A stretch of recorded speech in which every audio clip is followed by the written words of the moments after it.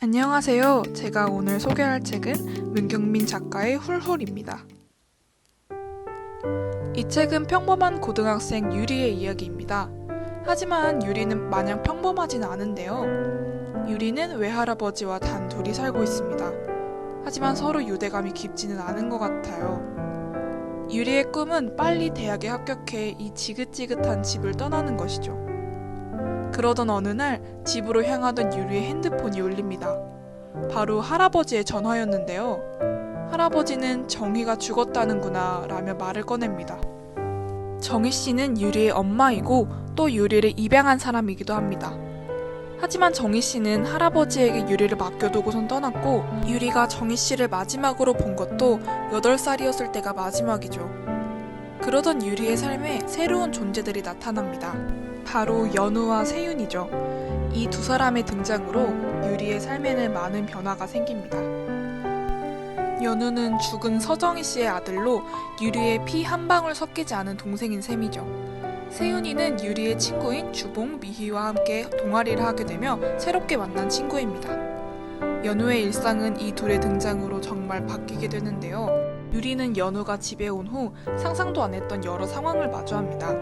연우 문제로 연우학교 선생님과 상담을 하고 연우와 다툼이 있었던 친구의 집에 가 사과를 드리고 법정에 가기도 하고요. 하지만 연우가 유리의 일상을 바꾼 건 이런 사건들 때문이 아닙니다. 처음 유리와 연우가 만났을 땐 서로에게 마음을 열고 기댈 생각이 단 하나도 없어 보였습니다. 유리는 정희 씨를 닮은 연우가 불편했고 새로운 환경에 몰린 연우도 힘들었을 테니까요. 하지만 유리도 연우가 신경 쓰이기 시작하고 연우도 점점 유리에게 마음을 열어갑니다.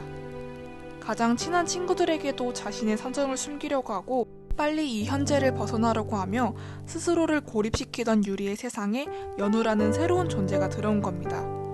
이때 유리의 마음을 책 속 문장으로 소개하자면 진로 고민이 조금 복잡해졌다. 원래대로라면 대학 합격을 빌미로 이 집을 훌훌 털고 떠날 생각이었다. 지금도 그 결심은 여전했지만 연우가 은근히 걸렸다. 갈 수 있는 대학을 골라보다가 전에는 쳐다도 보지 않았던 집 근처의 학교를 찾아보기로 했다. 이 문장에서 유리의 고립이 더 이상 중요해지지 않았다는 사실이 보입니다. 그리고 세윤이는 사실 유리처럼 입양아예요. 하지만 세윤이는 자신이 입양아라는 사실을 숨기고 스스로 고립되고자 하지 않죠. 오히려 당당히 자신의 현재와 마주봐요.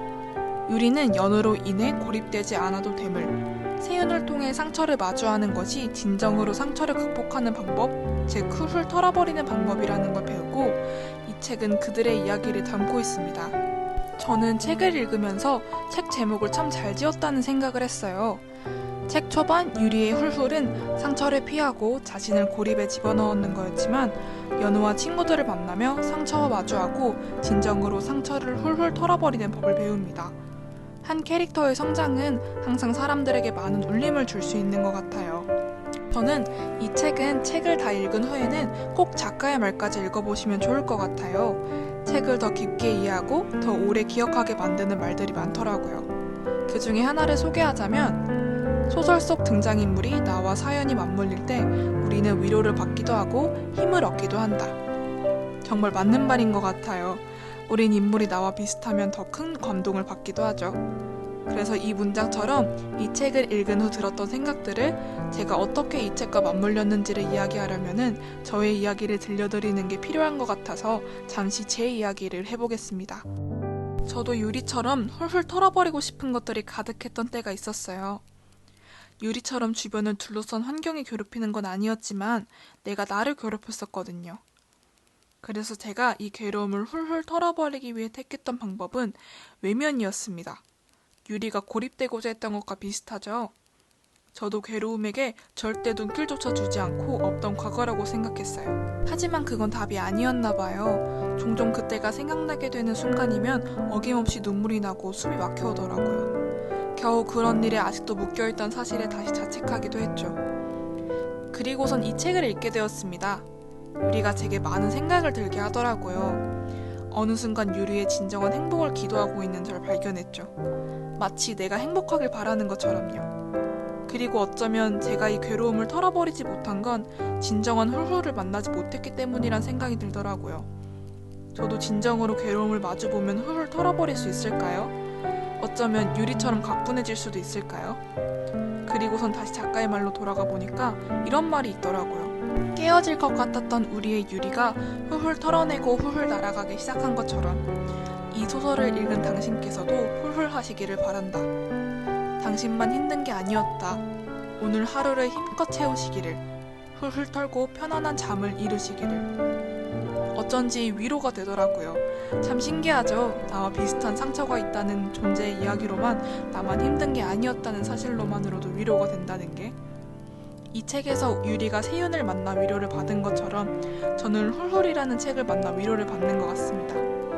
이 책을 만나신 여러분들도 유리와의 만남으로, 연우와의 만남으로, 세윤이와 조봉이와 미희와의 만남으로 무언가를 훌훌 털어내고 날아가시기를 바라겠습니다. 지금까지 책 훌훌을 리뷰해봤습니다. 감사합니다.